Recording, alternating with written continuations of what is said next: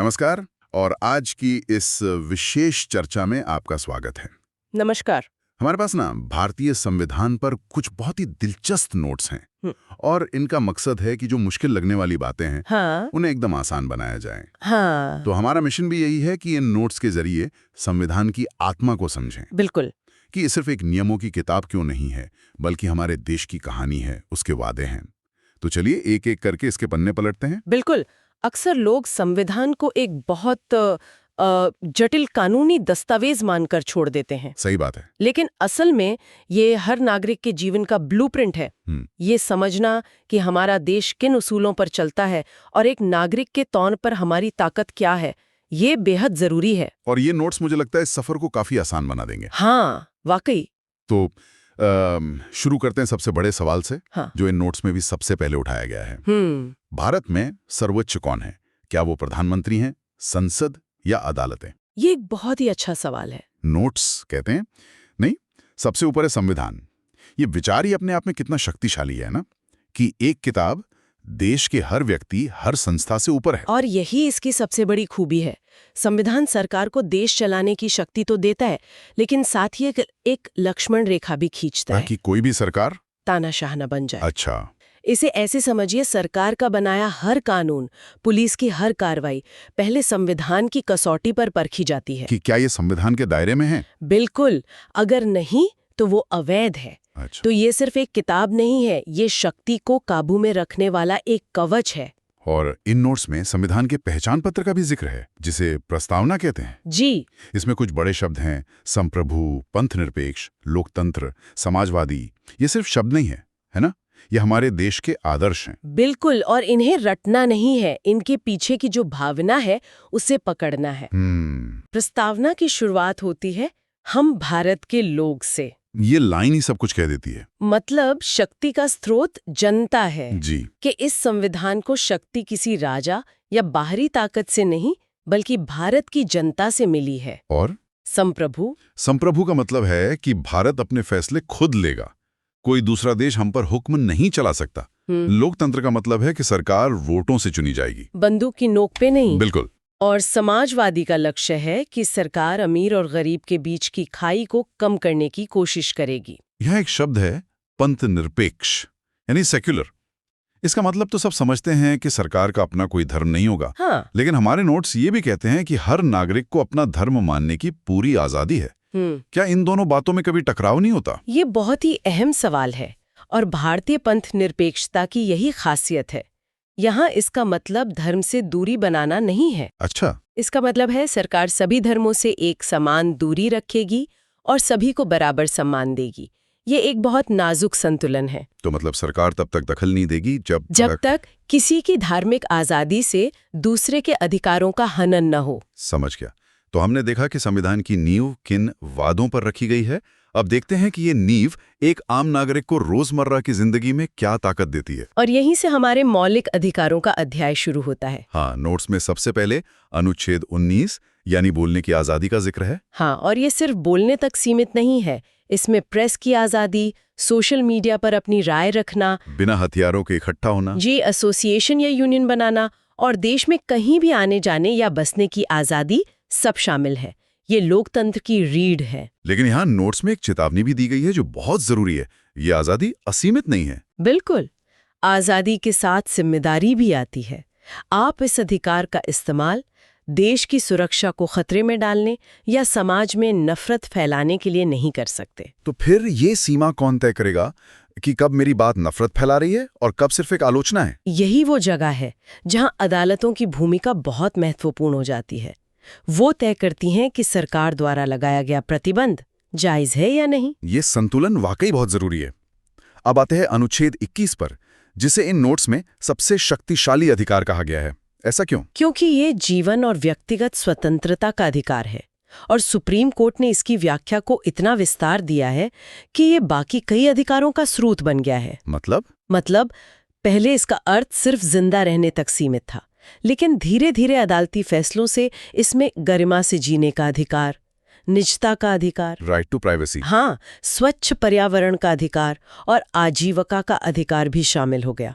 ये सिर्फ सांस लेने का अधिकार नहीं, इज्जत से जीने का अधिकार है। और अगर किसी की व्यक्तिगत स्वतंत्रता पर हमला हो, मतलब उसे गिरफ्तार किया जाए, तो संविधान क्या सुरक्षा देता है? नोट्स अनुच्छेद 22 की बात करते हैं। ये हर नागरिक के लिए जानना बेहद जरूरी है। कल्पना कीजिए किसी को रात में पुलिस उठा ले जाए और परिवार को कुछ पता ना चले। अनुच्छेद 22 ठीक इसी स्थिति को रोकने के लिए बनाया गया है। इसके तहत पुलिस को गिरफ्तारी का कारण बताना होगा और 24 घंटे के अंदर मजिस्ट्रेट के सामने पेश करना होगा। जी हाँ, यात्रा का समय छोड़ के। और गिरफ्तार व्यक्ति को अपनी पसंद के वकील से सलाह लेने का अधिकार होगा। ये तो मनमानी गिरफ्तारी के खिलाफ एक बहुत बड़ा सुरक्षा कवच है ना? बिल्कुल। चलिए अब देखते हैं कि संविधान समाज के सबसे कमजोर तबकों की सुरक्षा के लिए क्या कहता है। हमारे अगले नोट्स शोषण के विरुद्ध अधिकार पर हैं, अनुच्छेद 23 और 24। हाँ, ये अनुच्छेद सामाजिक न्याय की दिशा में एक बड़ा कदम है। अनुच्छेद 23 इंसानों की खरीद फरोख्त, मतलब ह्यूमन ट्रैफिकिंग और बिगारी, बिना मजदूरी के जबरदस्ती काम कराने पर पूरी तरह रोक लगाता है। ये सीधे सीधे गुलामी की प्रथा पर हमला है। और अनुच्छेद 24 वो तो बच्चों के लिए खास सुरक्षा कवच है। बिल्कुल। ये 14 साल से कम उम्र के बच्चों को कारखानों, खदानों या किसी भी खतरनाक काम में लगाने पर रोक लगाता है। इसका मकसद बच्चों के बचपन को सुरक्षित रखना है। जी, ताकि वे शोषण का शिकार होने की बजाय शिक्षा हासिल कर सके। ये दिखाता है कि हमारा संविधान सिर्फ वयस्कों के लिए नहीं, बच्चों के भविष्य को लेकर भी कितना संवेदनशील है। और इसी संवेदनशीलता की बात करें तो धार्मिक स्वतंत्रता पर संविधान का क्या कहना है?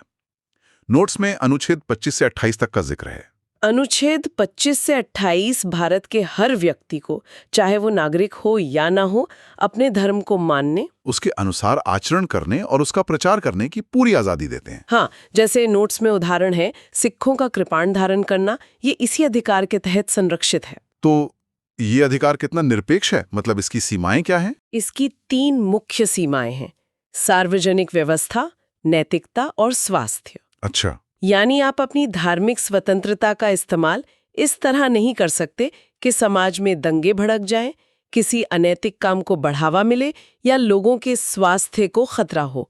संतुलन यहाँ भी मूल मंत्र है। एक मिनट, यहाँ एक बहुत ही असाधारण बात है। मान लीजिए सरकार ही कोई ऐसा कानून बना दे जो मेरे इन अधिकारों को छीनता हो, तो मैं क्या कर सकता हूँ?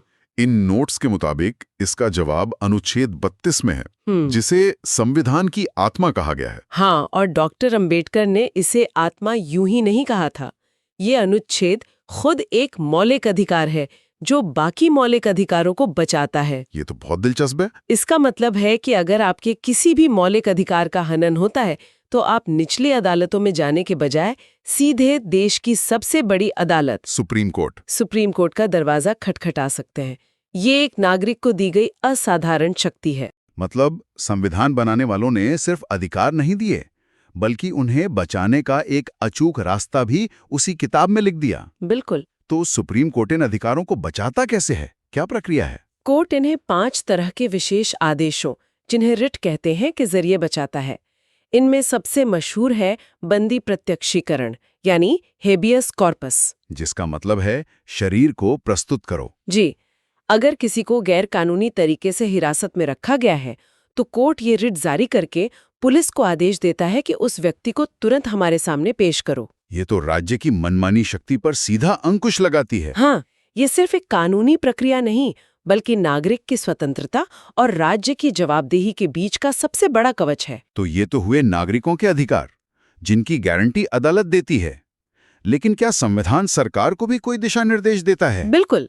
इन्हें राज्य के नीति निदेशक तत्व कहते हैं, या DSPP। अच्छा। ये अधिकारों की तरह नहीं है जिन्हें लागू करवाने के लिए आप कोर्ट जा सकें।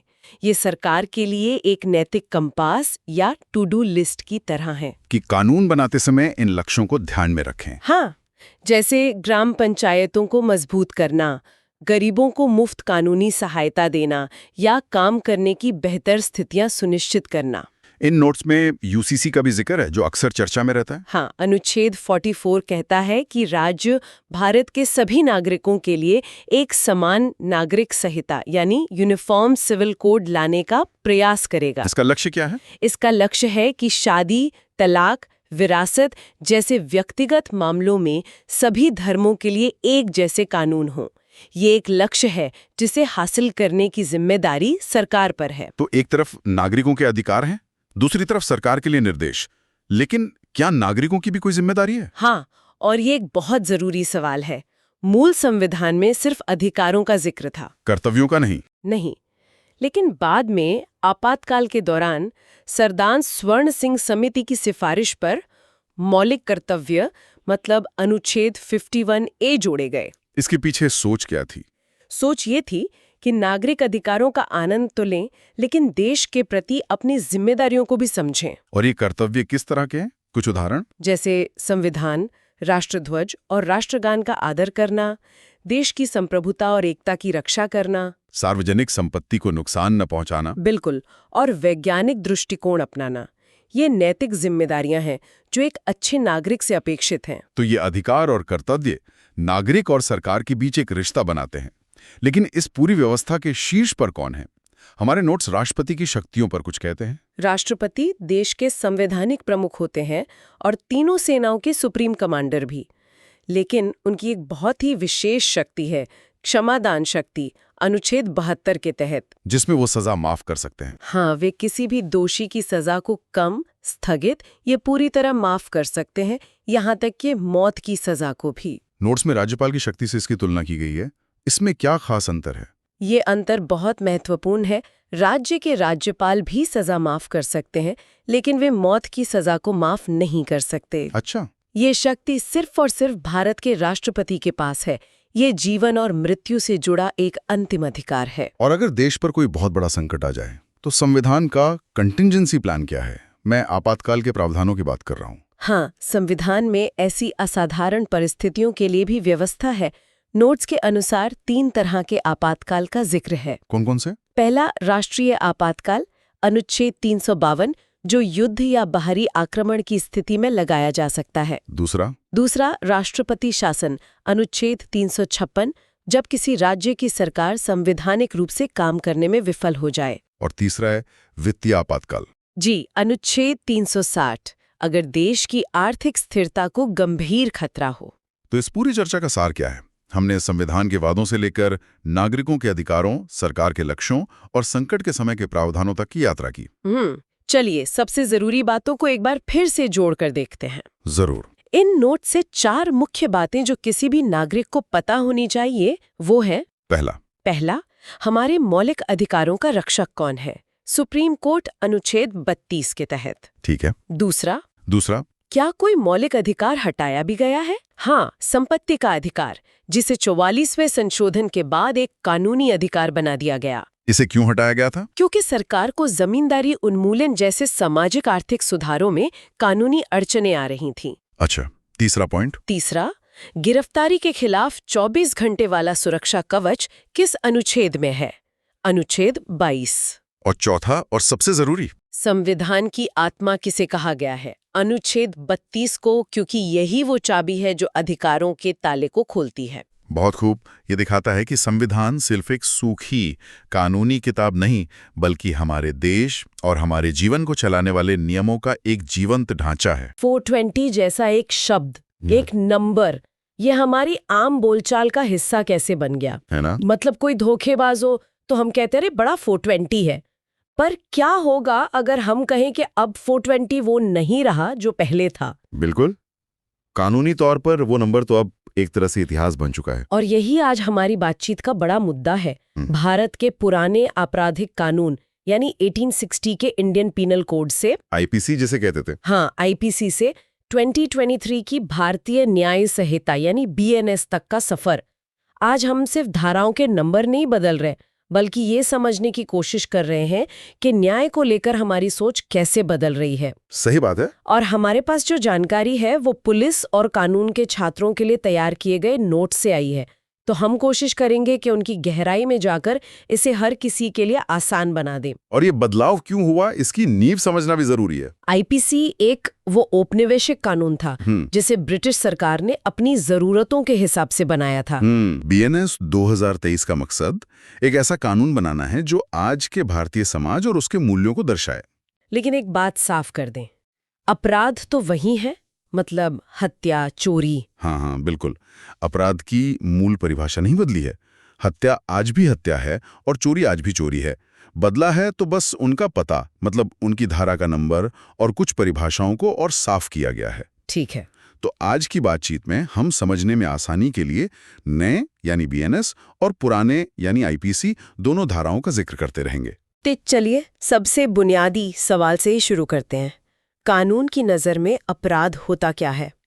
क्या हर गलत काम, हर गलती एक अपराध है? बहुत अच्छा सवाल है ये। जैसे अगर मुझसे गलती से किसी का नुकसान हो जाए तो क्या मैं अपराधी हूँ? नहीं, हर गलती अपराध नहीं होती। कानून की पूरी इमारत इसी एक नींव पर खड़ी है। अच्छा। अपराध का एक सीधा सा फॉर्मूला है, अपराध = बुरी नीयत प्लस बुरा काम। बुरी नीयत मतलब मेंस रेया? बिल्कुल। और बुरा काम यानी एक्टस रेउस, मतलब किसी काम को अपराध बनने के लिए उसे करने की नीयत भी बुरी होनी चाहिए। बिना बुरी नीयत के वो सिर्फ एक हादसा या गलती हो सकती है, अपराध नहीं। लेकिन ये बुरी नीयत साबित करना तो बहुत मुश्किल होता होगा। होता है। कोई भी अपराधी बाद में कह सकता है कि मेरी नीयत तो थी नहीं। अदालतें इसे कैसे परखती हैं? आपने बिल्कुल सही नब्ज पकड़ी है। नीयत वो तो किसी के दिमाग के अंदर की चीज है, उसे सीधे सीधे नहीं देखा जा सकता। इसलिए अदालतें इसे परिस्थितियों और सबूतों से परखती हैं। अपराध करने का तरीका क्या था? क्या कोई हथियार इस्तेमाल हुआ? अपराध से पहले और बाद में अपराधी का व्यवहार कैसा था? अच्छा। इन सब चीजों से नीयत का अंदाजा लगाया जाता है। मान लीजिए भीड़ में किसी से गलती से धक्का लग जाए और कोई दूसरा व्यक्ति गिरकर मर जाए। हाँ। ये एक दुखद घटना है, पर हत्या नहीं। क्यों? क्योंकि धक्का देने वाले की नीयत उसे जान से मारने की नहीं थी। अच्छा, तो नीयत का ना होना एक बचाव है, कहती है। ये कहती है कि अगर कोई मानसिक रूप से अस्वस्थ व्यक्ति, जिसे कानून की भाषा में अनसाउंड माइंड कहते हैं, कोई अपराध करता है तो उसे सजा नहीं मिलती। अच्छा। इसके पीछे का तर्क यही है कि वो व्यक्ति अपने किए गए काम की प्रकृति को समझने में सक्षम नहीं था। उसे पता ही नहीं था कि वो जो कर रहा है वो गलत है, यानी उसमें अपराध करने की नीयत हो ही नहीं सकती। ठीक है, तो अपराध के लिए काम और नीयत दोनों का होना जरूरी है। अब उस हिस्से पर आते हैं जहाँ शायद सबसे ज्यादा उलझन होती है। हत्या यानी मर्डर और मानववध, कल्पेबल होमिसाइड। सुनने में तो दोनों एक जैसे लगते हैं कि किसी ने किसी की जान ले ली। फर्क क्या है? हाँ, ये वो इलाका है जहाँ कानून बहुत बहुत बारीक हो जाता है। अगर इसे आसान भाषा में समझें तो सारा खेल इरादे की गंभीरता और निश्चितता का है। इरादे की गंभीरता मतलब? इसे थोड़ा और खोलते हैं। चलिए पहले मानववध को समझते हैं। बीएनएस की धारा 100, जो पहले आईपीसी में 299 थी, ठीक है, ये मानववध को परिभाषित करती है। इसका मतलब है किसी की जान लेना। लेकिन ये पक्का इरादा नहीं था कि वो व्यक्ति मर ही जाएगा। हो सकता है कि इरादा सिर्फ गंभीर चोट पहुंचाने का हो, लेकिन नतीजा मौत हो गया। एक उदाहरण दे सकते हैं? हाँ, जैसे गुस्से में किसी को जोर से धक्का दे दिया और वो सिर के बल गिरकर मर गया। यहाँ धक्का देने का इरादा था, शायद चोट पहुंचाने का भी हो, लेकिन ये निश्चित नहीं था कि इस धक्के से मौत ही हो जाएगी। और हत्या? हत्या यानी मर्डर, जो अब बीएनएस की धारा 101 में है, पहले आईपीसी 300। हाँ, वो इरादे का सबसे चरम रूप है। इसका मतलब है पूरी प्लानिंग और पक्के इरादे से किसी की जान लेना। यहाँ कोई शक नहीं होता। मारने वाले को पता होता है कि उसके काम का नतीजा मौत ही होगा, और वो यही चाहता भी है। जैसे किसी पर गोली चलाना, जहर देना या गला घूटना, ये सीधे सीधे हत्या है। और इसके लिए सजा भी सबसे गंभीर होती है। बीएनएस की धारा 103 के तहत आजीवन कारावास या फांसी। लेकिन यहाँ एक पेच है। क्या? कभी-कभी पक्के इरादे से किया गया काम भी कानून की नजर में हत्या नहीं, बल्कि मानववध माना जाता है। एक मिनट, ये कैसे हो सकता है? अगर इरादा पक्का था तो वो हत्या क्यों नहीं? यहीं पर कानून थोड़ा मानवीय हो जाता है। वो कुछ अपवाद मानता है, जैसे गंभीर और अचानक उकसावा, ग्रेव इन सडन प्रोवोकेशन। बिल्कुल। अगर किसी को अचानक इतना उकसाया गया कि उसने अपना आत्मनियंत्रण खो दिया और उस आवेश में उसने किसी की जान ले ली, तो अदालत इसे हत्या के बजाय मानववध मान सकती है। अच्छा। कानून इस मानवीय कमजोरी को भी ध्यान में रखता है। इसका मतलब ये नहीं कि वो बेगुनाह है, लेकिन उसकी सजा कम हो जाती है। वाह, तो मूल अंतर यह है कि मानववध में मौत हो सकती है वाली भावना है, हाँ, जबकि हत्या में मौत होनी ही चाहिए वाली भावना है। और कुछ मामलों में हमारा कानून गुस्से या आवेश में खोए हुए आत्मनियंत्रण को भी रियायत देता है। आपने बिल्कुल सही समझा। सारा फर्क ज्ञान और इरादे की डिग्री का है।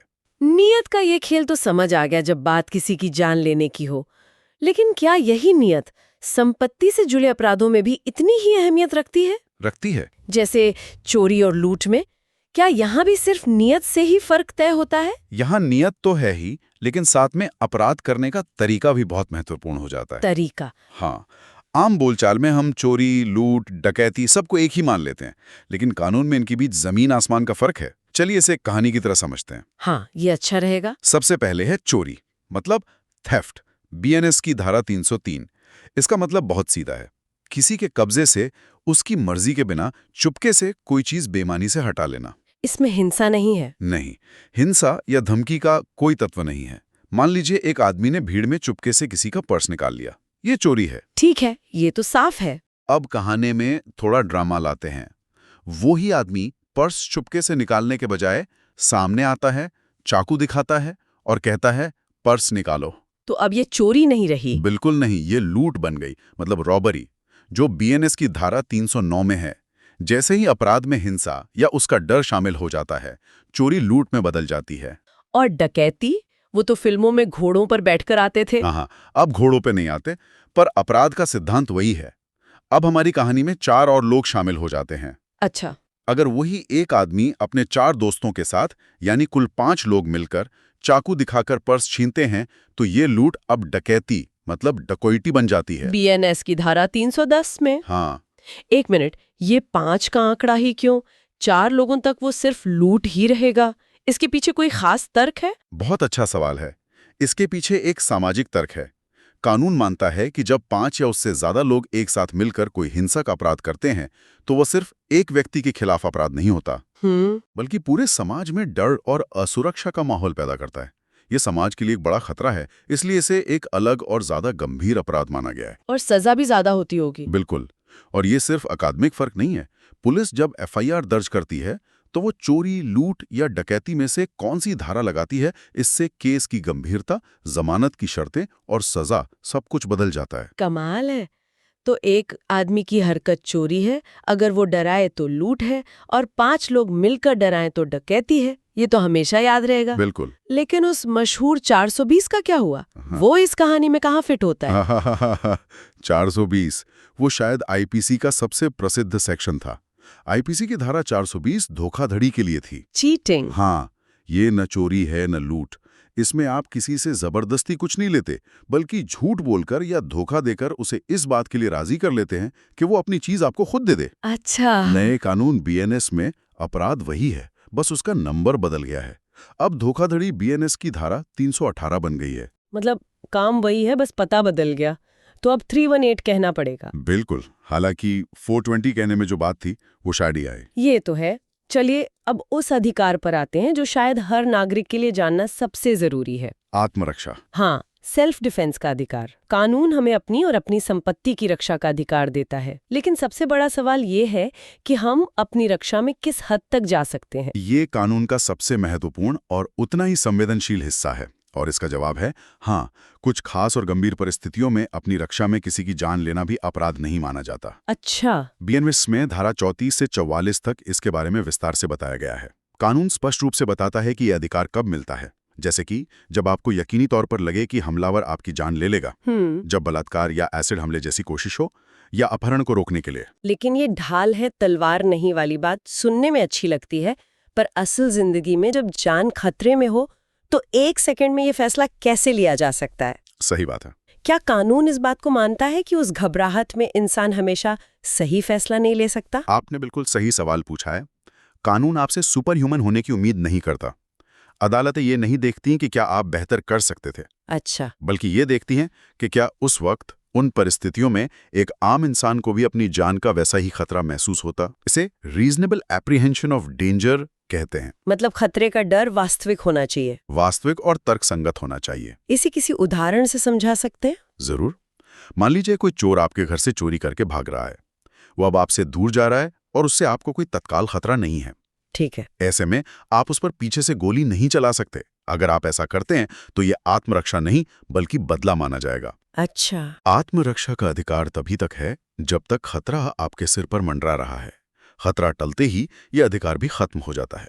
ये वाकई बहुत मुश्किल संतुलन है। बहुत। चलिए अब एक बड़े वैचारिक बदलाव की बात करते हैं। नए कानून में राजद्रोह को लेकर एक बहुत बड़ा बदलाव हुआ है। सेडिशन। हाँ, पुराने कानून की इस धारा की बहुत आलोचना होती थी कि इसका इस्तेमाल आवाज दबाने के लिए किया जाता है। अब क्या बदला है? ये बीएनएस के सबसे महत्वपूर्ण और चर्चित बदलावों में से एक है। पुरानी आईपीसी की धारा 124 ए, जिसे राजद्रोह या सेडिशन कहते थे, उसे अब पूरी तरह से हटा दिया गया है। हाँ, उस कानून के तहत सरकार के खिलाफ नफरत या अवमानना फैलाना या उसकी कोशिश करना भी एक अपराध था, जिसकी व्याख्या बहुत व्यापक हो सकती थी। और इसका इस्तेमाल सरकार की आलोचना को दबाने के लिए भी हुआ कई बार। तो अब बीएनएस में इसकी जगह क्या है? नए कानून यानी बीएनएस की धारा 152 में राजद्रोह की जगह एक नई अवधारणा लाई गई है। अब अपराध का नाम है भारत की संप्रभुता, एकता और अखंडता को खतरे में डालने वाले कार्य। इन दोनों में फर्क क्या है? सुनने में तो एक जैसे लगते हैं। फर्क बहुत बड़ा और वैचारिक है। अब सरकार की नीतियों की कठोर आलोचना करना, उसके खिलाफ प्रदर्शन करना या असहमत होना अपराध नहीं है। अच्छा। लेकिन अगर कोई व्यक्ति बोले गए शब्दों से, लिखे गए लेखों से या किसी और तरीके से भारत को तोड़ने की बात करता है, अलगाववाद को बढ़ावा देता है या सशस्त्र विद्रोह के लिए उकसाता है, तो वो इस नई धारा के तहत एक गंभीर अपराध होगा। अच्छा, तो निशाना सरकार से हटकर देश पर आ गया है। अब देश की संप्रभुता पर हमला अपराध है, सरकार की आलोचना नहीं। बिल्कुल, ये एक तरह से लोकतंत्र में असहमति के अधिकार को और मजबूत करता है। कानूनी जानकारों का मानना है कि इसका उद्देश्य ये सुनिश्चित करना है कि कानून का इस्तेमाल राजनीतिक विरोध को दबाने के लिए ना हो, बल्कि सिर्फ उन ताकतों के खिलाफ हो जो वास्तव में देश की नींव को ही चुनौती देती हैं। आज की चर्चा बहुत ही जानकारी भरी रही। हमने कानून के कुछ सबसे जटिल हिस्सों को समझने की कोशिश की। अगर हम आज की बातों का सार निकालें, तो कुछ धाराएं अब हमें याद रखनी होंगी। जैसे हत्या के लिए BNS 103, जिसमें सबसे बड़ी सजा है। डकैती के लिए BNS 310, और उसमें वो 5 लोगों वाला नियम हमेशा याद रखना है। सही है। और हाँ, सबकी पसंदीदा पुरानी 420 अब BNS 318 है। और शायद सबसे जरूरी बात, आत्मरक्षा आपका अधिकार है, लेकिन उसकी भी एक सीमा है। बिल्कुल। और अगर एक कदम पीछे हटकर इसका अंतिम विश्लेषण करें, तो ये नया कानून सिर्फ नंबरों का खेल नहीं है, ये भारतीय समाज की जरूरतों के हिसाब से ढलने की एक कोशिश है। धाराओं के नंबर बदलने से ज्यादा महत्वपूर्ण कुछ अपराधों की परिभाषा और सोच में आया बदलाव है, जैसे हमने राजद्रोह के मामले में देखा। सही बात है। बेशक इस नए कानून को पूरी तरह से लागू होने और हमारे पुलिस, वकील और अदालतों को इसका आदी होने में अभी थोड़ा वक्त लगेगा, लेकिन ये एक जरूरी कदम है। जरूर। और इसी के साथ हम अपने श्रोताओं के लिए एक विचारणीय प्रश्न छोड़कर जाते हैं। हमने आज कानून की किताबों में हुए बदलावों की बात की, लेकिन असली सवाल ये है कि जब ये कानून पुलिस थानों और अदालतों की असलियत से टकराएगा, तो क्या ये वाकई उस बदलाव को जमीन पर उतार पाएगा जिसका वादा किया गया है? कानून बदल देना और न्याय करने का तरीका बदलना, क्या ये दोनों एक ही बात है? नमस्कार। आज हम एक ऐसे विषय की गहराई में उतरने वाले हैं जो सुनने में थोड़ा कानूनी लग सकता है, लेकिन असल में हम सबकी जिंदगी से, हमारे अधिकारों से सीधे तौर पर जुड़ा है। बिल्कुल। भारत के आपराधिक कानूनों में एक बहुत बड़ा बदलाव हुआ है। जो पुराना CRPC था, वो अब भारतीय नागरिक सुरक्षा संहिता यानी BNSS बन गया है। और ये सिर्फ मतलब नाम का बदलाव नहीं है, ये वो कानूनी किताब है जो तय करती है कि अगर कोई अपराध होता है, तो पुलिस काम कैसे करेगी, किसी को गिरफ्तार कैसे किया जाएगा और एक आम नागरिक के अधिकार क्या होंगे। सही। तो आज हमारी कोशिश यही रहेगी कि FIR से लेकर गिरफ्तारी और फिर जमानत तक की पूरी प्रक्रिया को हम एकदम आसान भाषा में समझें। हाँ, परत दर परत। हमारे पास कुछ कानूनी दस्तावेज और उनके विश्लेषण हैं, जिनके आधार पर हम ये चर्चा करेंगे। चलिए शुरू करते हैं। तो किसी भी आपराधिक मामले की गाड़ी FIR नाम के स्टेशन से ही शुरू होती है ना? हाँ, FIR यानी फर्स्ट इन्फॉर्मेशन रिपोर्ट। ये किसी भी संज्ञेय अपराध की जांच का, कह सकते हैं, पहला कानूनी दस्तावेज है। संज्ञेय मतलब गंभीर अपराध जैसे चोरी, मारपीट, हत्या। ऐसे मामलों में पुलिस को तुरंत FIR दर्ज करके जांच शुरू करनी होती है, और वो बिना वारंट के गिरफ्तारी भी कर सकती है। और अगर मामला उतना गंभीर न हो, जैसे कोई मामूली कहासुनी या हाँ, उसे असंज्ञेय अपराध कहते हैं। ऐसे केस में पुलिस सीधे FIR नहीं लिखती। अच्छा। वो एक NCR यानी नॉन कॉग्निजेबल रिपोर्ट दर्ज करती है, और फिर जांच करने के लिए मजिस्ट्रेट की इजाजत का इंतजार करती है। ठीक है, ये तो हुई बुनियादी बात। लेकिन मैंने 0 FIR के बारे में काफी सुना है। ये क्या कॉन्सेप्ट है और इसकी जरूरत क्यों पड़ी? इसकी जरूरत मतलब एक बहुत ही व्यवहारिक वजह से पड़ी। अक्सर लोग शिकायत लेकर थाने जाते थे और पुलिस ये कहकर लौटा देती थी कि ये घटना हमारे इलाके में नहीं हुई, आप दूसरे थाने जाइए। हाँ, ये तो बहुत आम बात है। इसी टालमटोल में पीड़ित परेशान होता था, सबूत नष्ट हो सकते थे। 0 FIR इसी का समाधान है। कैसे? अब कानून कहता है कि अपराध कहीं भी हुआ हो, आप किसी भी पुलिस स्टेशन में जाकर शिकायत दर्ज करा सकते हैं। वो 0 नंबर से FIR दर्ज करेंगे और बाद में उसे सही थाने को ट्रांसफर कर देंगे। वो मना नहीं कर सकते। ये तो नागरिकों के लिए बहुत बड़ी सहूलियत है। बिल्कुल है। अच्छा, आजकल तो सब कुछ डिजिटल हो रहा है, तो क्या कानून भी इस मामले में अपडेट हुआ है? क्या घर बैठे कोई शिकायत हो सकती है? हाँ, नए कानून BNSS ने इसी दिशा में एक कदम बढ़ाया है और EFIR का एक नियम जोड़ा है। EFIR? हाँ, अब आप इलेक्ट्रॉनिक तरीके से जैसे पुलिस के पोर्टल या ईमेल से अपनी शिकायत भेज सकते हैं और उसे FIR माना जाएगा। ये तो बहुत अच्छा है, पर इसका कोई गलत इस्तेमाल नहीं कर सकता? कोई भी किसी के नाम से झूठी शिकायत भेज दे? बिल्कुल, और कानून बनाने वालों ने इसका ध्यान रखा है।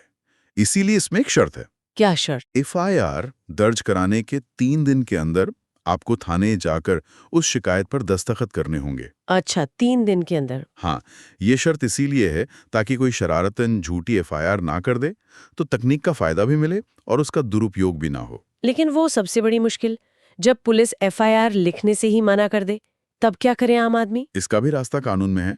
अगर थाने में आपकी शिकायत नहीं लिखी जाती, तो आप अपनी लिखित शिकायत रजिस्टर्ड पोस्ट से जिले के SP यानी पुलिस अधीक्षक को भेज सकते हैं। और फिर SP एक्शन लेंगे? अगर SP को लगता है कि शिकायत में कोई गंभीर मामला है, तो वो खुद जांच का आदेश दे सकते हैं या फिर थाने को FIR दर्ज करने का निर्देश दे सकते हैं। लेकिन SP को शिकायत भेजना तो एक तरह से पुलिस से ही पुलिस की शिकायत करने जैसा हुआ। क्या कोर्ट जाना ही असली विकल्प है? आपका सवाल बिल्कुल जायज है।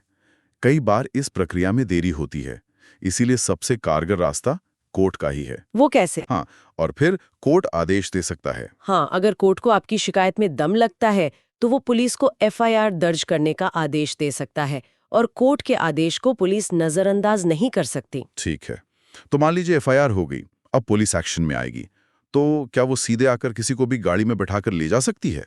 यहाँ आके लोगों के मन में सबसे ज्यादा डर होता है। इसी डर को दूर करने और पुलिस की मनमानी रोकने के लिए सुप्रीम कोर्ट ने अरनेश कुमार केस में बहुत अहम दिशा निर्देश दिए थे। क्या थे वो? कोर्ट ने साफ कहा कि ऐसे सभी अपराध जिनमें सजा 7 साल से कम है, उनमें पुलिस को आंख बंद करके गिरफ्तारी नहीं करनी चाहिए। मतलब FIR का मतलब गिरफ्तारी नहीं है? बिल्कुल नहीं। पुलिस को पहले आरोपी को नोटिस देकर जांच में सहयोग के लिए बुलाना चाहिए। गिरफ्तारी तभी हो जब वो बहुत जरूरी हो। जैसे अगर लगता है कि आरोपी सबूत मिटा सकता है, गवाहों को डरा सकता है या देश छोड़कर भाग सकता है। और जब बात महिलाओं की आती है, तब तो नियम और भी सख्त होंगे। हाँ, यहाँ कानून बहुत ही स्पष्ट और सख्त है। किसी भी महिला को सूर्यास्त के बाद और सूर्योदय से पहले गिरफ्तार नहीं किया जा सकता, किसी भी हालत में नहीं। अगर किसी बेहद असाधारण स्थिति में ऐसा करना बहुत जरूरी हो, तो पहले महिला पुलिस अधिकारी को मजिस्ट्रेट से लिखित इजाजत लेनी होगी। अच्छा। और एक और बात, किसी महिला की तलाशी या गिरफ्तारी केवल एक महिला पुलिस अधिकारी ही कर सकती है, कोई पुरुष अधिकारी उसे छू भी नहीं सकता। ये तो बहुत जरूरी नियम है। इसके अलावा भी तो गिरफ्तार हुए व्यक्ति के कुछ बुनियादी अधिकार होते हैं, वो DK बसु गाइडलाइंस। बिल्कुल, ये गाइडलाइंस हर गिरफ्तार व्यक्ति पर लागू होती हैं। सबसे पहला अधिकार है गिरफ्तारी का कारण जानने का। पुलिस को बताना ही होगा कि आपको क्यों गिरफ्तार किया जा रहा है। और परिवार को बताने का अधिकार? हाँ, आपको अपनी गिरफ्तारी की सूचना अपने परिवार, दोस्त या वकील को देने का अधिकार है। पुलिस आपको एक फोन कॉल करने से रोक नहीं सकती। और शायद सबसे जरूरी, मेडिकल जांच का अधिकार। हाँ, गिरफ्तारी के समय और उसके बाद भी। ये इसलिए जरूरी है ताकि रिकॉर्ड पर रहे कि हिरासत में आपके साथ कोई मारपीट तो नहीं हुई। और चौथा, अपने वकील से मिलने का अधिकार। ये अधिकार किसी भी हाल में छीने नहीं जा सकते। चलिए, गिरफ्तारी हो गई, अब आगे क्या? मैंने वो 24 घंटे वाले नियम के बारे में सुना है। हाँ, ये हमारे संविधान के अनुच्छेद 22 में दिया गया एक मौलिक अधिकार है। कानून कहता है कि पुलिस किसी भी व्यक्ति को गिरफ्तार करने के 24 घंटे के अंदर आने जाने का समय निकालकर सबसे नजदीकी मजिस्ट्रेट के सामने पेश करेगी। और ये क्यों जरूरी है? ये नियम पुलिस को किसी भी व्यक्ति को गैर कानूनी तरीके से लंबे समय तक अपनी हिरासत में रखने से रोकता है। और जब व्यक्ति को मजिस्ट्रेट के सामने पेश किया जाता है तब क्या होता है? वहीं से कस्टडी का खेल शुरू होता है। पूछताछ की जरूरत है तो वो उसे पुलिस कस्टडी में भेजते हैं, जिसे हम आम भाषा में पुलिस रिमांड कहते हैं। मतलब व्यक्ति पुलिस थाने के लॉकअप में रहेगा। हाँ, इसका मकसद पूछताछ करना, अपराध में इस्तेमाल हथियार या सामान बरामद करना, ये सब होता है। और इस रिमांड को लेकर नए कानून में कोई बदलाव हुआ है? हाँ, एक अहम बदलाव है। पहले पुलिस को 15 दिन की रिमांड एक साथ या शुरू के 15 दिनों में ही लेनी होती थी। और अब बीएनएसएस के तहत पुलिस जांच की पूरी अवधि मतलब 60 या 90 दिनों के दौरान जरूरत के हिसाब से टुकड़ों में भी रिमांड ले सकती है। अच्छा, और ये जुडिशियल कस्टडी क्या है? जब मजिस्ट्रेट को लगता है कि अब पुलिस को पूछताछ की जरूरत नहीं है, लेकिन आरोपी को बाहर छोड़ना भी ठीक नहीं, तो वो उसे जुडिशियल कस्टडी यानी न्यायिक हिरासत में भेज देते हैं। इसका सीधा मतलब है जेल भेजना। बिल्कुल, जेल में व्यक्ति जज की निगरानी में रहता है, पुलिस की नहीं। अगर पुलिस को जेल में भी उससे पूछताछ करनी है तो पहले जज से इजाजत लेनी होगी। ये तो आरोपी की सुरक्षा के लिए एक बड़ा कवच हुआ। बहुत बड़ा। तो मतलब एक बार कोई जेल चला गया तो फिर बाहर आने का सिर्फ एक ही रास्ता है, जमानत यानी बेल। बिल्कुल। अब जमानत के नजरिए से भी अपराधों को 2 हिस्सों में बांटा गया है। पहले हैं जमानती अपराध यानी बेलेबल ऑफेंसेस। ये कम गंभीर अपराध होते होंगे। हाँ, इनमें जमानत पाना आपका अधिकार है, पुलिस मना नहीं कर सकती। कई बार तो थाने से ही जमानत मिल जाती है। और दूसरे होते हैं गैर जमानती अपराध, नॉन बेलेबल। सही। सारे गंभीर अपराध इसी में आते हैं। यहाँ जमानत आपका अधिकार नहीं बल्कि जज के विवेक पर निर्भर करती है। जज का विवेक मतलब जज मामले के तथ्य, सबूतों की गंभीरता और आरोपी के भागने की आशंका, इन सब बातों पर विचार करके तय करते हैं कि जमानत देनी है या नहीं। इसमें एक अग्रिम जमानत भी होती है, एंटिसिपेटरी बेल। वो क्या है? जैसे कि नाम से ही जाहिर है, ये गिरफ्तारी की आशंका होने पर पहले से ही ली जाने वाली जमानत है। मतलब गिरफ्तारी से पहले? हाँ, अगर किसी को लगता है कि उसे किसी झूठे केस में फंसाया जा सकता है तो वो गिरफ्तारी से बचने के लिए सीधे सेशन कोर्ट या हाई कोर्ट में अर्जी दे सकता है। अगर कोर्ट अग्रिम जमानत दे दे तो पुलिस उसे गिरफ्तार नहीं कर सकती। जमानत से जुड़ा एक और शब्द है जो सुनने में बड़ा दिलचस्प लगता है, डिफॉल्ट बेल। ये क्या चीज है? ये आरोपी का एक बहुत शक्तिशाली तकनीकी अधिकार है।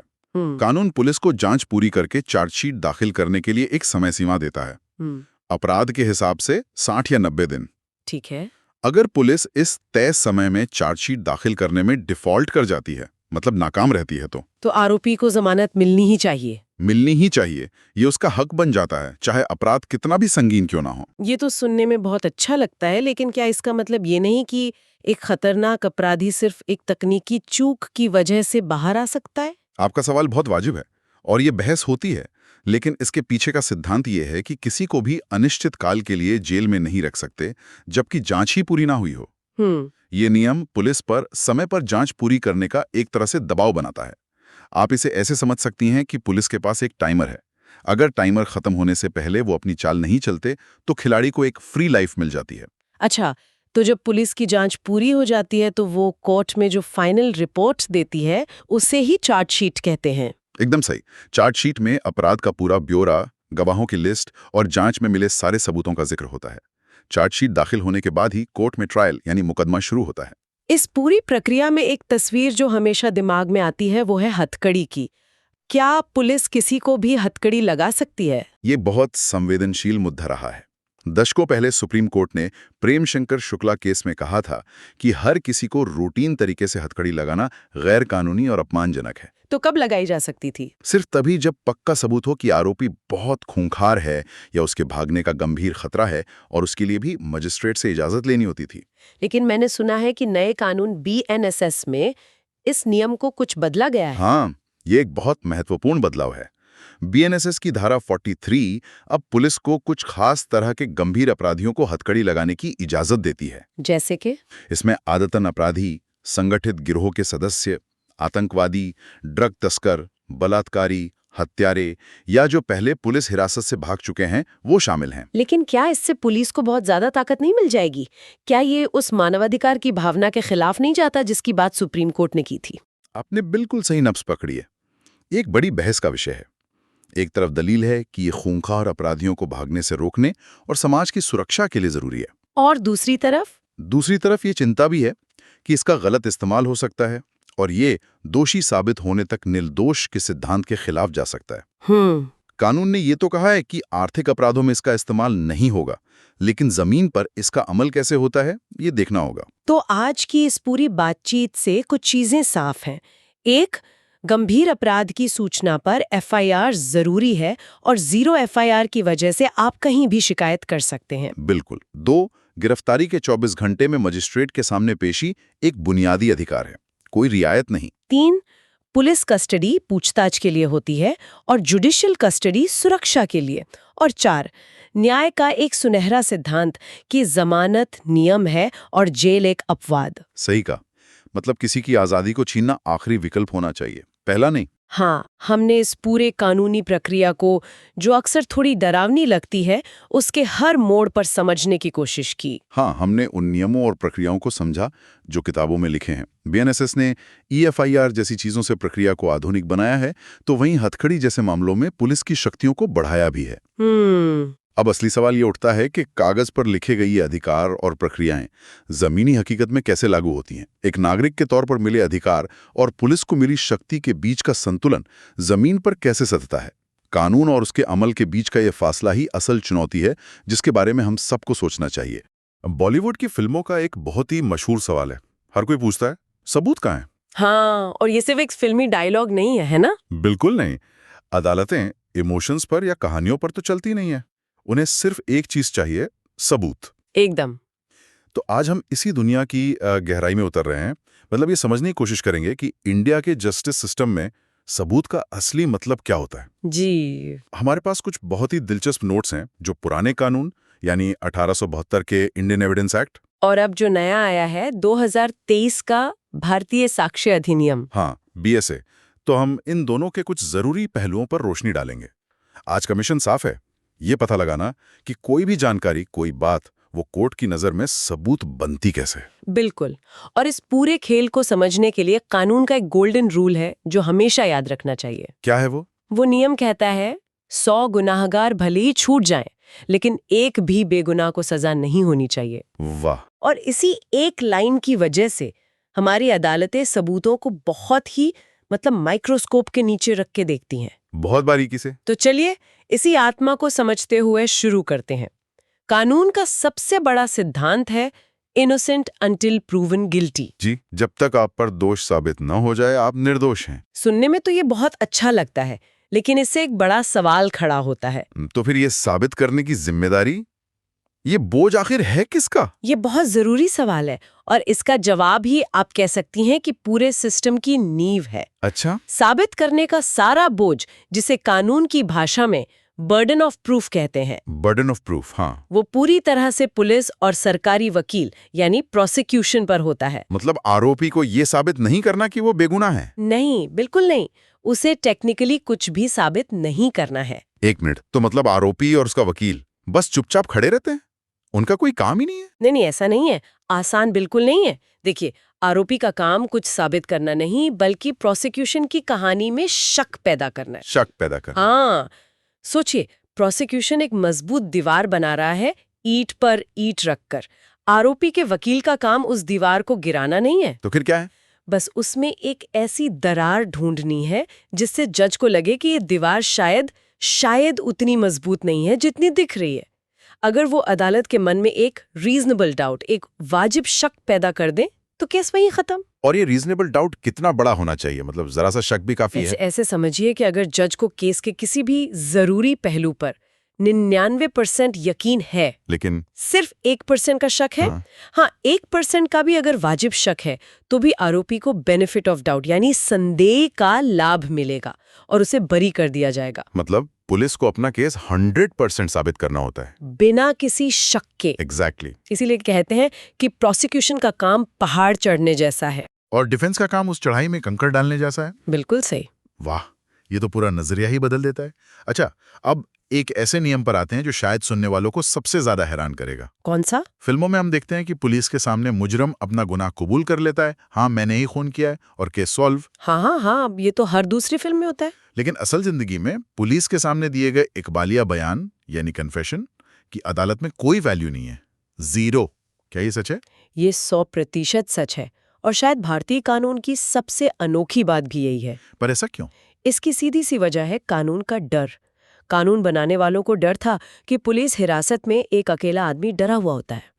हो सकता है उस पर दबाव डाला गया हो या उसके साथ मारपीट हुई हो, जिसे हम 3rd डिग्री कहते हैं। सही बात है। बस इसी डर से बचाने के लिए कानून कहता है कि पुलिस को दिया गया कोई भी कबूलनामा सबूत माना ही नहीं जाएगा, उसे कोर्ट में सुना तक नहीं जाता। तो फिर मतलब वो पूरा सीन ही फर्जी है? तो पुलिस कन्फेशन लेने की कोशिश करती ही क्यों है? बहुत अच्छा सवाल है।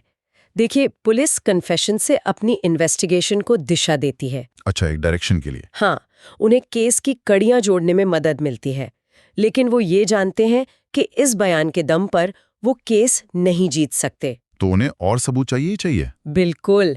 इसीलिए आप भारतीय क्राइम कहानियों में रिकवरी शब्द बार बार सुनती है। रिकवरी, ठीक है। तो यहीं पर मेरा अगला सवाल आता है, क्या इस नियम का कोई अपवाद, कोई एक्सेप्शन नहीं है? है। मान लीजिए आरोपी सिर्फ ये नहीं कहता कि मैंने खून किया, बल्कि वो ये भी बताता है कि मैंने खून करके चाकू पुराने कुएं में छुपा दिया है, तब क्या होगा? यहाँ पर कानून एक बहुत ही दिलचस्प दरवाजा खोलता है।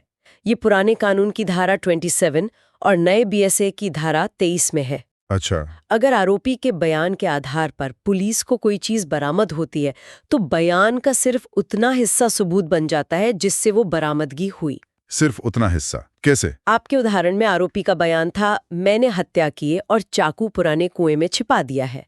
अदालत मैंने हत्या की वाले हिस्से को नहीं सुनेगी। ठीक है। लेकिन अगर पुलिस वाकई उस कुएं से वो चाकू बरामद कर लेती है, तो बयान का दूसरा हिस्सा, चाकू पुराने कुएं में है, एक मजबूत सबूत बन जाएगा। तो आरोपी के शब्द नहीं, बल्कि उसके शब्दों से होने वाली रिकवरी सबूत है। बिल्कुल, ये बहुत ही बारीक लाइन है। इसका मतलब अगर पुलिस को चाकू नहीं मिला तो वो पूरा बयान ही बेकार? बेकार, 0। बिना बरामदगी के उस बयान की कीमत कुछ नहीं है। ये नियम पुलिस को शॉर्टकट लेने से रोकता है और उन्हें असली जासूसी करने पर मजबूर करता है। सही पकड़ा। तो अगर कन्फेशन इतना कमजोर है, तो जाहिर है कि प्रोसिक्यूशन का केस दूसरी चीजों पर टिका होगा। मेरा अंदाजा है यहाँ गवाहों का रोल सबसे अहम हो जाता है ना? एकदम सही।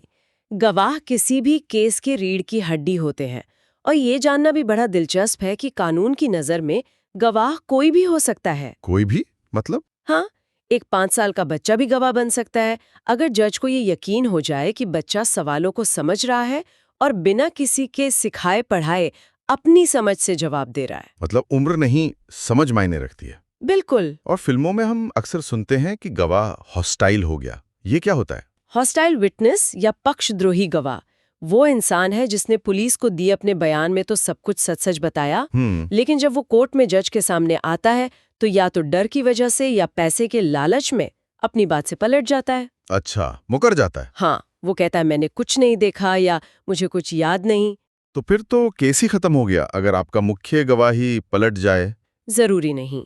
सरकारी वकील तब उस गवाह से जिरह कर सकता है, उसे क्रॉस एग्जामिन कर सकता है। अपने ही गवाह को? जी, ठीक वैसे ही जैसे वो डिफेंस के गवाह से करता। वो जज को ये दिखाने की कोशिश करता है कि ये गवाह अब झूठ बोल रहा है। लेकिन केस तो कमजोर पड़ ही जाता होगा। हाँ, एक बार गवाह के मुकर जाने से केस बहुत कमजोर जरूर पड़ जाता है। ठीक है, तो हमारे पास गवाह हैं, लेकिन आज के जमाने में तो हर जगह कैमरे हैं, सबके हाथ में फोन है। अब अपराध सिर्फ चाकू बंदूक से नहीं होते। सही बात है, अब तो मोबाइल और कंप्यूटर से भी हो रहे हैं। इन डिजिटल सबूतों का क्या सीन है? हाँ, मेरा भी यही सवाल था। देखिए, आज की तारीख में इलेक्ट्रॉनिक सबूत किसी भी केस को बना या बिगाड़ सकते हैं। जैसे कि WhatsApp chat, CCTV footage, email, call recordings, ये सब अब केस के हीरो बन चुके हैं। लेकिन क्या इन्हें साबित करना मुश्किल नहीं होता? कोई भी तो फोटोशॉप कर सकता है या नकली चैट बना सकता है। यही सबसे बड़ी चुनौती थी। पुराने कानून में किसी भी इलेक्ट्रॉनिक सबूत को कोर्ट में पेश करने के लिए एक सर्टिफिकेट लगाना पड़ता था, 65B सर्टिफिकेट। अच्छा, 65B सर्टिफिकेट? जी, ये एक टेक्निकल प्रोसेस था और जरा सी भी गलती होने पर कोर्ट उस सबूत को मानने से इनकार कर देता था। तो ये तो बहुत मुश्किल रहा होगा। ये जांच एजेंसियों के लिए एक सिरदर्द था, लेकिन नए कानून यानी बीएसए ने इस प्रक्रिया को बहुत आसान कर दिया है। कैसे? अब वो इलेक्ट्रॉनिक रिकॉर्ड्स को लगभग कागजी दस्तावेजों के बराबर ही मानते हैं। अब सबूत पेश करने वाले पर कम और उस सबूत को चैलेंज करने वाले पर ज्यादा जिम्मेदारी है कि वो साबित करे कि ये नकली है। अच्छा, तो ये जांच एजेंसियों के लिए एक बड़ा पावर अप है, कह सकते हैं। चलिए अब एक ऐसे सबूत की बात करते हैं जिसके बारे में कहा जाता है कि वो सबसे मजबूत सबूतों में से एक है। मैं बात कर रहा हूँ डाइंग डिक्लेरेशन की। मरते हुए व्यक्ति का बयान। हाँ, इसके पीछे क्या लॉजिक? इसके पीछे एक बहुत पुरानी और गहरी मान्यता है कि मरता हुआ आदमी झूठ नहीं बोलता। कानून ये मानता है कि जब कोई इंसान मौत के बिल्कुल करीब होता है तो वो दुनिया के हर लालच, हर डर, हर झूठ से ऊपर उठ जाता है। उस वक्त उसके मुंह से सच ही निकलता है। ये सुनने में तो बहुत काव्यात्मक लगता है, लेकिन क्या ये हमेशा सच होता है? मतलब कोर्ट इसे आंख बंद करके मान लेता है? नहीं। हो सकता है कोई इंसान अपनी चोटों की वजह से होश में ना हो या मरते मरते भी किसी दुश्मन का नाम लगा दे। बहुत बढ़िया सवाल। आपने एक वकील की तरह सोचा और अदालतें भी बिल्कुल ऐसा ही सोचती हैं। अच्छा। वो आंख बंद करके नहीं मानती। जज ये पक्का करते हैं कि क्या बयान देने वाला व्यक्ति मानसिक रूप से ठीक हालत में था, क्या उसे पता था कि वो क्या बोल रहा है। डॉक्टर से भी पूछा जाता है कि क्या मरीज उस हालत में था कि वो एक साफ बयान दे सके। और अगर इन सब सवालों का जवाब हाँ में है तब उस बयान को बहुत ज्यादा वजन दिया जाता है। कितना वजनदार हो सकता है ये इतना मजबूत हो सकता है कि सिर्फ एक डाइंग डिक्लेरेशन के आधार पर किसी को फांसी तक की सजा हो सकती है। क्या बात कर रहे हैं? जी, भले ही उस घटना का कोई और चश्मदीद गवाह ना हो, कोई हथियार बरामद न हुआ हो, सिर्फ उस एक बयान पर। हाँ, सोचिए एक इंसान जो हमले में बुरी तरह घायल है, अपनी आखिरी सांसें ले रहा है और वो बता देता है कि उस पर हमला किसने किया। कानून की नजर में ये बयान सीधा कब्र से आई हुई गवाही है। वाकई ये बहुत शक्तिशाली है। अच्छा, कई बार केस बहुत टेक्निकल हो जाते हैं, जैसे क्राइम सीन पर मिली गोली किस बंदूक से चली या मौत का असली कारण क्या था। जाहिर है जज हर चीज के एक्सपर्ट नहीं होते। ऐसे में अदालत क्या करती है? ऐसे में अदालत एक्सपर्ट्स की मदद लेती है। हमारे स्रोतों में इसके कुछ अच्छे उदाहरण हैं। बताइए। मान लीजिए एक केस है जिसमें एक वसीयत पर दस्तखत को लेकर विवाद है। जज को कैसे पता चलेगा कि साइन असली है या नकली? वो एक हैंड राइटिंग एक्सपर्ट को बुलाएंगे। बिल्कुल। और वो एक्सपर्ट सिर्फ स्टाइल नहीं देखेगा।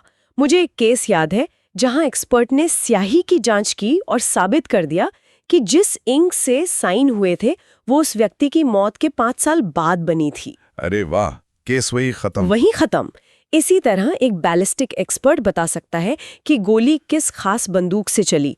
एक डॉक्टर पोस्टमार्टम करके मौत का वो कारण बता सकता है जो बाहर से नजर नहीं आ रहा। और डीएनए टेस्ट? और डीएनए टेस्ट तो आज के दौर का सबसे बड़ा सच है, खासकर रेप या बच्चे के पितृत्व जैसे मामलों में। और यहीं पर शायद असली दस्तावेज और फोटोकॉपी का फर्क भी समझना जरूरी है ना? हाँ, संक्षिप्त में कानून हमेशा प्राइमरी एविडेंस यानी असली दस्तावेज मांगता है। ओरिजिनल। जी, उसकी फोटोकॉपी यानी सेकेंडरी एविडेंस की वैल्यू तभी होती है जब आप कोर्ट को ये यकीन दिला दें कि असली दस्तावेज खो गया है या चोरी हो गया है।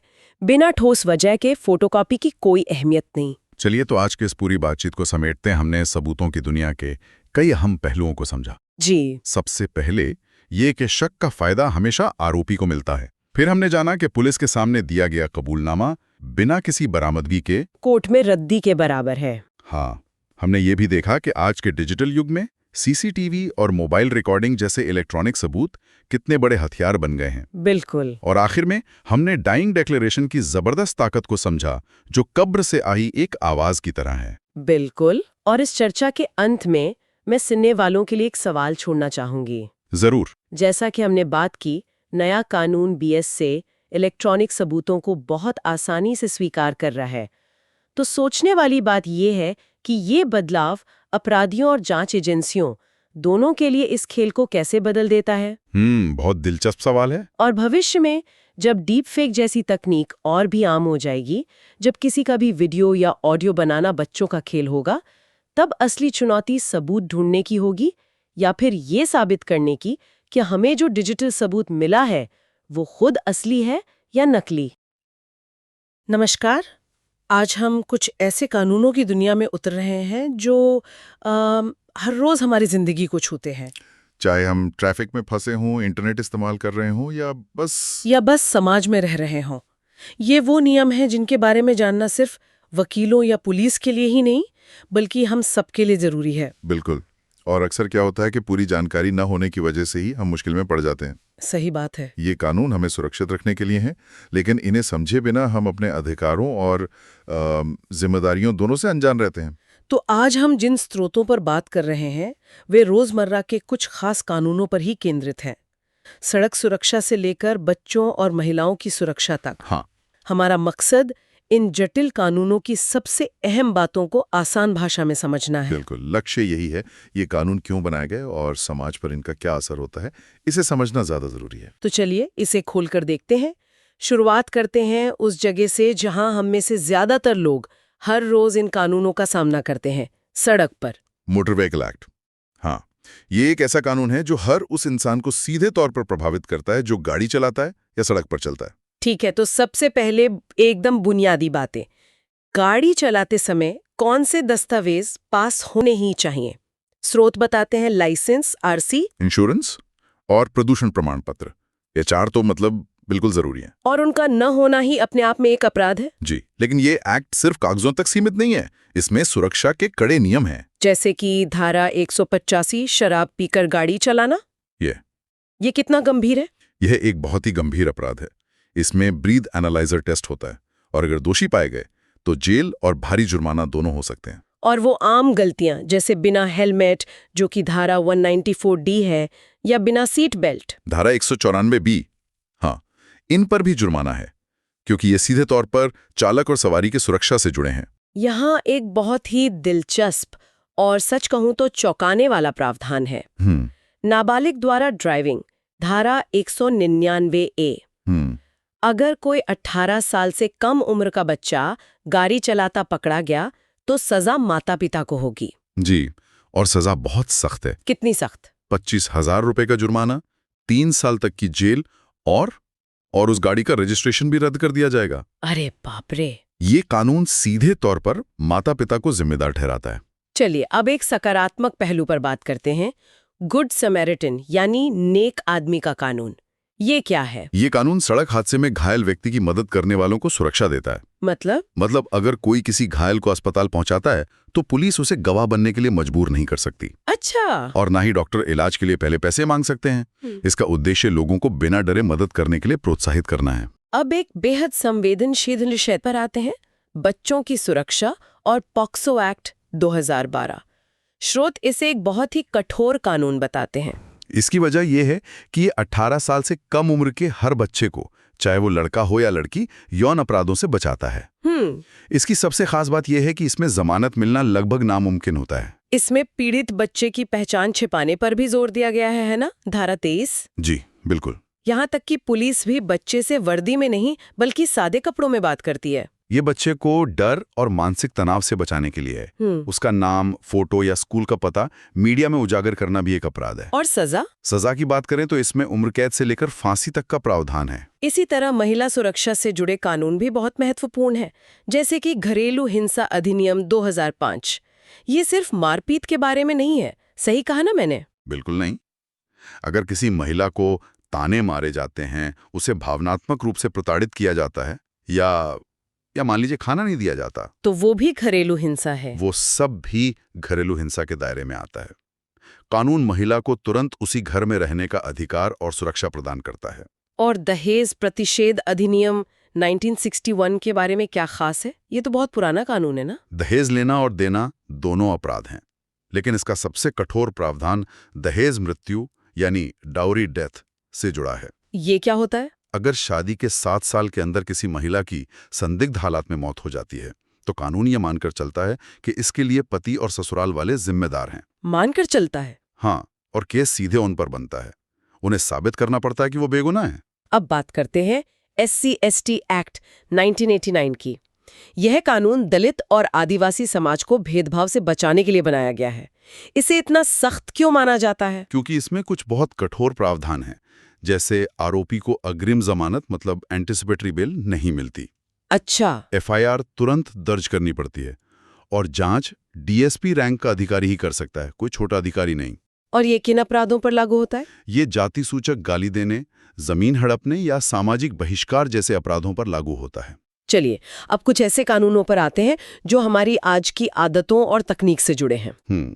जैसे नशा और ड्रग्स से जुड़ा NDPS एक्ट 1985। इसमें मात्रा का खेल क्या है? यहाँ अपराध की गंभीरता पकड़ी गई ड्रग्स की मात्रा पर निर्भर करती है।